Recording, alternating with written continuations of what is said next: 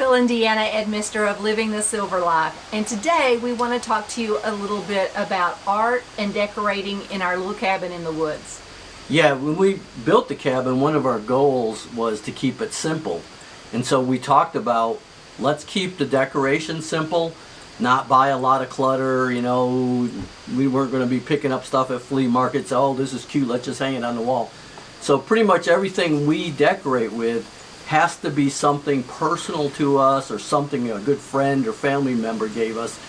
And we're trying to keep it simple and not really clutter everything up.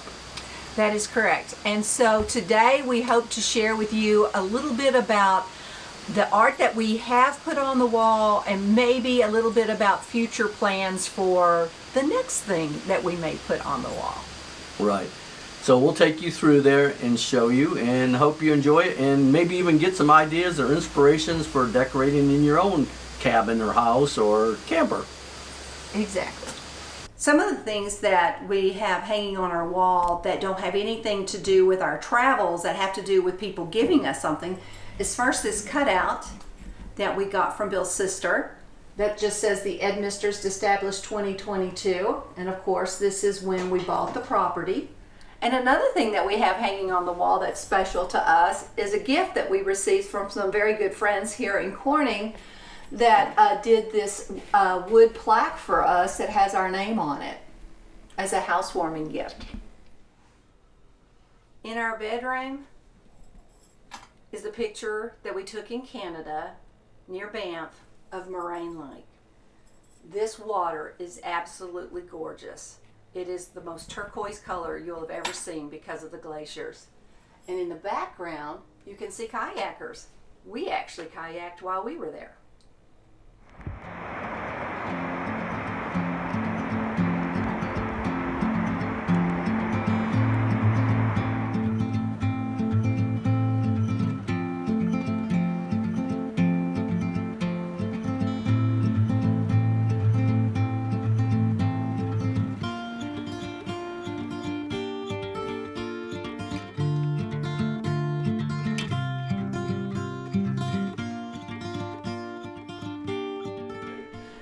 So this is one of our favorite pictures. This was taken along the Alaska Highway just after we got back into Canada coming from Alaska, somewhere near Destruction Bay, we think. And it's the Kulein Range, and it's just absolutely gorgeous. You drive down the road, the highway, and you see it off to your right for miles. Also, this has something that was really pretty, is those red plants are called fireweed, and they're one of the first plants that comes back after a forest fire. But just the colors of the red, the green, the mountains and everything, we just really loved it. So we picked that for our living room. Oh, look how clear this water is. Absolutely beautiful. This is the Kulein Lake.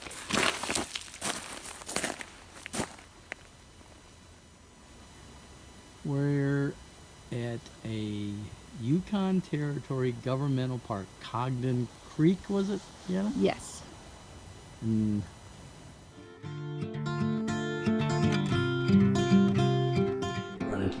Alright, this picture was taken in Panama City Beach, and it's one of our favorites because it was taken at sunset, and Bill caught a bird flying across the sun right here.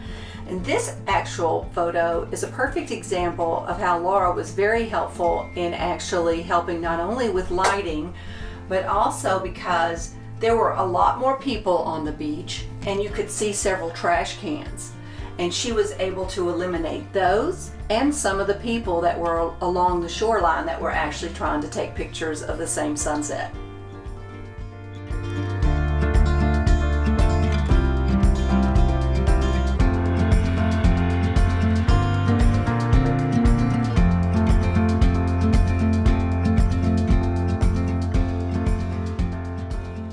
Okay, we're in the guest bedroom, and this is the photo we picked for here.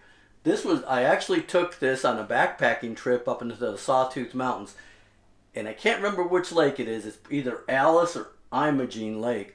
It was a good friend Bob took me up there on 2 separate trips and things, but it was just beautiful up there, and we just really liked the blue water and the mountains. So this one's kind of special to me because that was a really fun trip.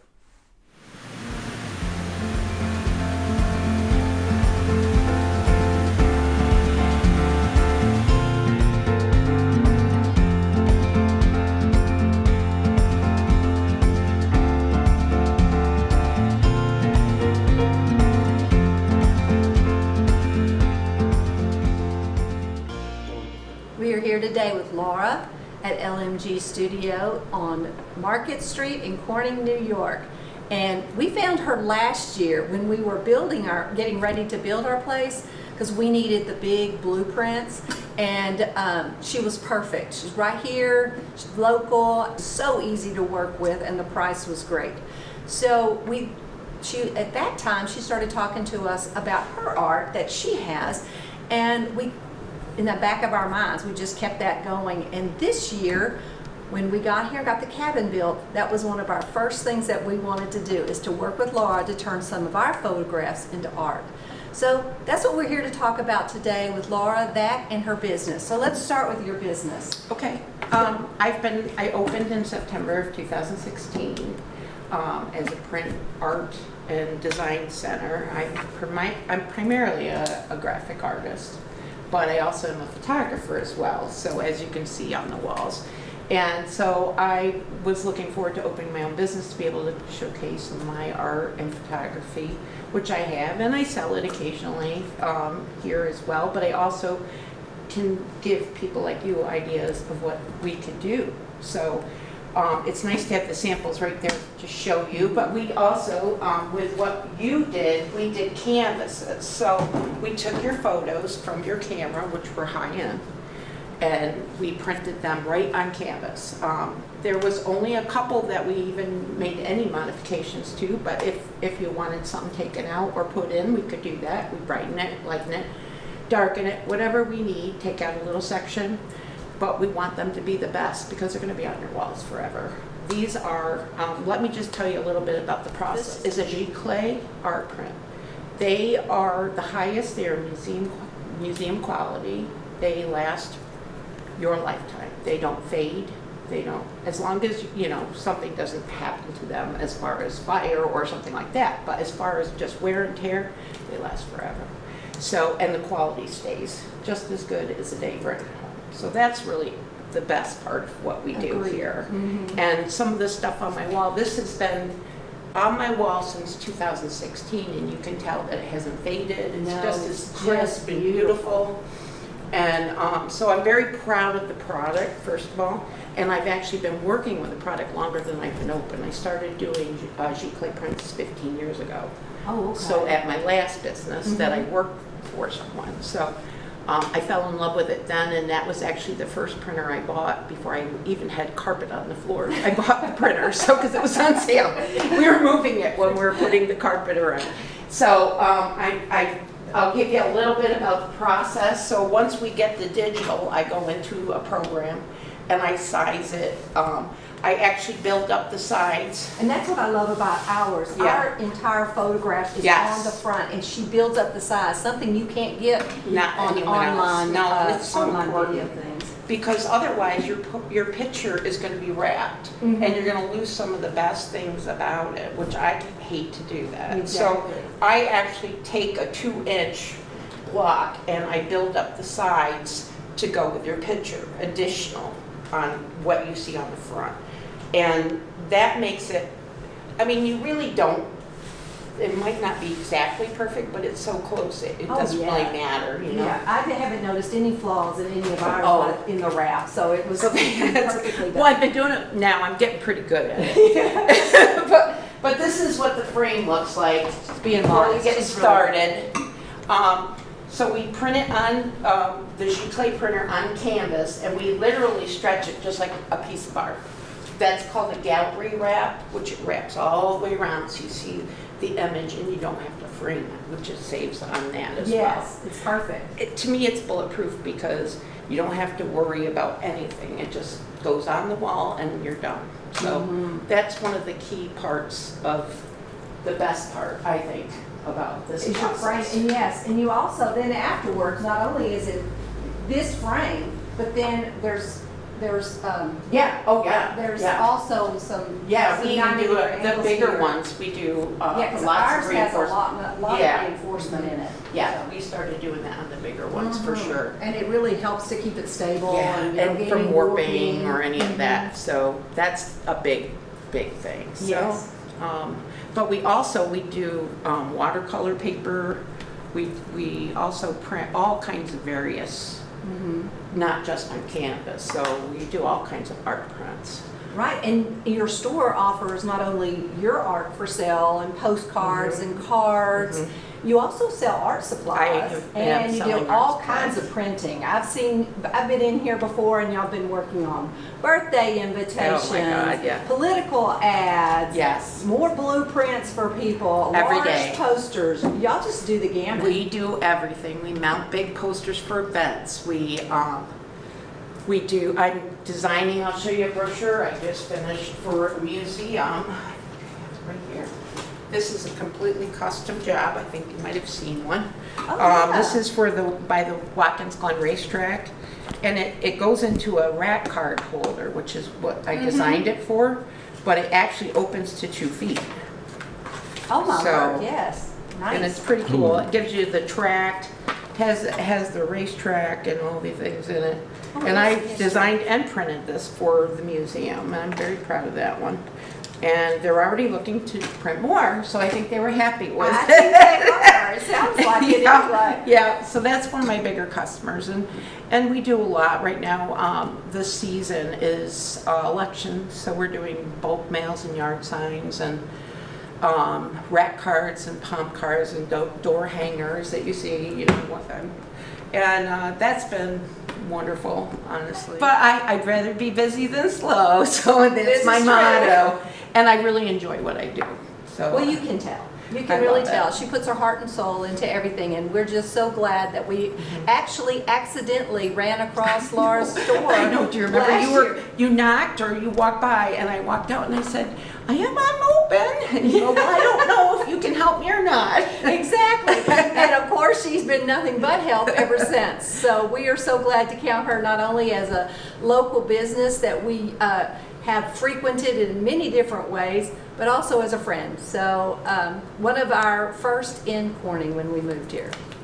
Thank you. I appreciate that.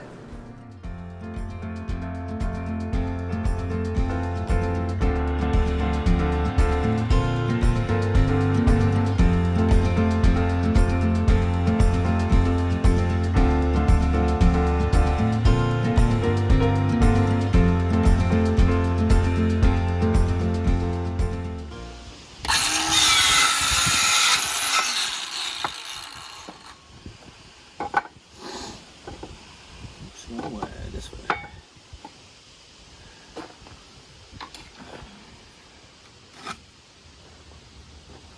You don't need to do it kind of as a corner. I could have cut them square, but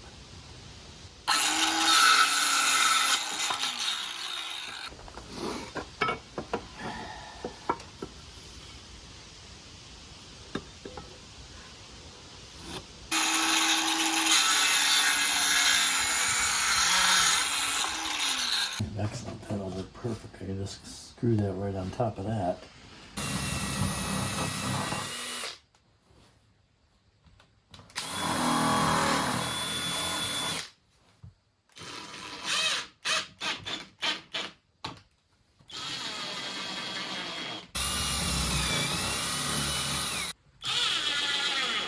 All right, Bill, so how are we going to be hanging the, Yeah, this is how we hung the other one too. I took you can see, what I did is I took a 1x material and I cut a 45 in it.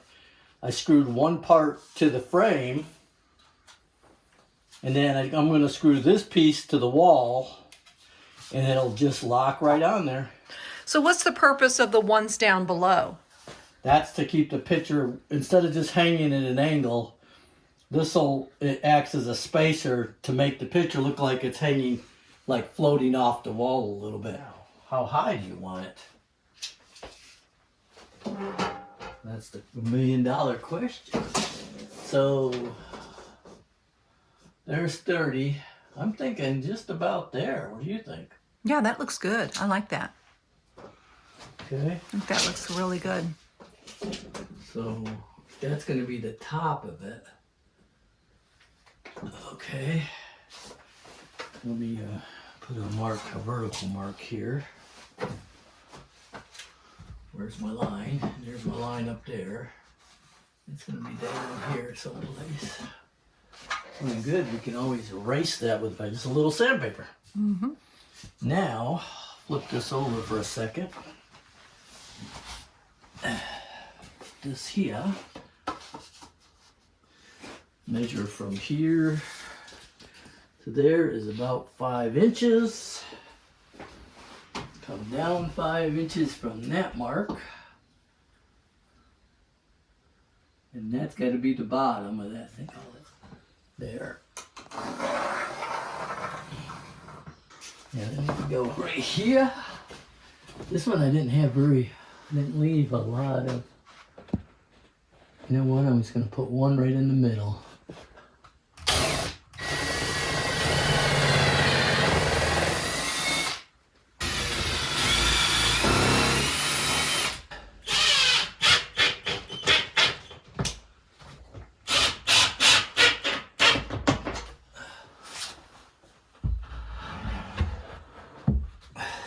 Needs to come my way.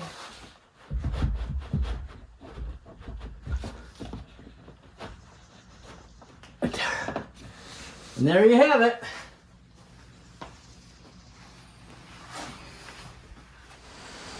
All right, guys, you've seen our art and you've seen who has put our pictures to canvas in our house. And so just a little bit next year. Yeah, we got a few more walls and we want to put some pictures in, especially the guest bathroom and maybe some smaller ones in a few areas. But we're still trying to figure out which ones to use, and hopefully maybe this fall we'll get some really nice fall pictures of the New England and upstate New York area that maybe we'll use one of those.